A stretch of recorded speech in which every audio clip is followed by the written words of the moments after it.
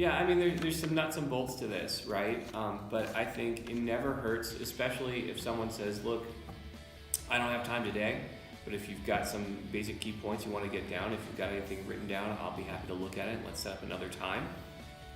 I would say, you know, there's about 300 to 400 bills that we'll probably be voting on in a given year. I'm not an expert in 300 to 400 things, but if I can have a one-page sheet that summarizes the problem, the proposed solution, how much it's going to cost, and who I can reach out to, name, phone number, and email address of who I can reach out to if I have questions. And also, if it's on a particular bill, this is so helpful, and so many people forget this. On the very top line, saying please support or please oppose, depending on which side you're on, please support or please oppose House Bill 1211, or please support, you know, increasing funding for providers who do this, you know, if it's not a bill. That way I know on its front face, all right, I'm going to be reading something about supporting this, and then I know what perspective people are coming from.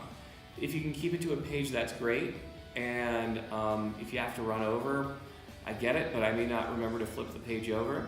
But that's why it's so important to have your contact information on there, so I can follow up and say, hey, I looked at this didn't make sense to me, or I looked at this and wow, I didn't know that was a thing. Let's talk more about that one thing. Or you know what, I looked at this, you got me, I'm on board, count me in, how can I help? Now, do you save those? Do you put them in the file folders as they relate to the bills, if you know which bill it's being referenced by the information?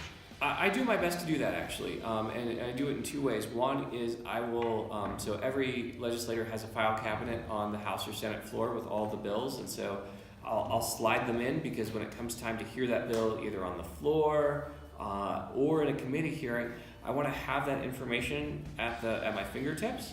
I also try to scan those into Google Docs, so if I need to go back from a previous year, I can have a little bit of longevity on this and say, oh, I thought we handled this last year, what happened?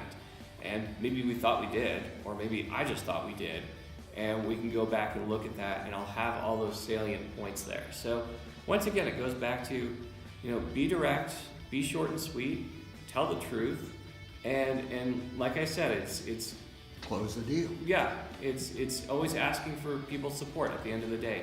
You know, do I have your support? Can I count on your vote?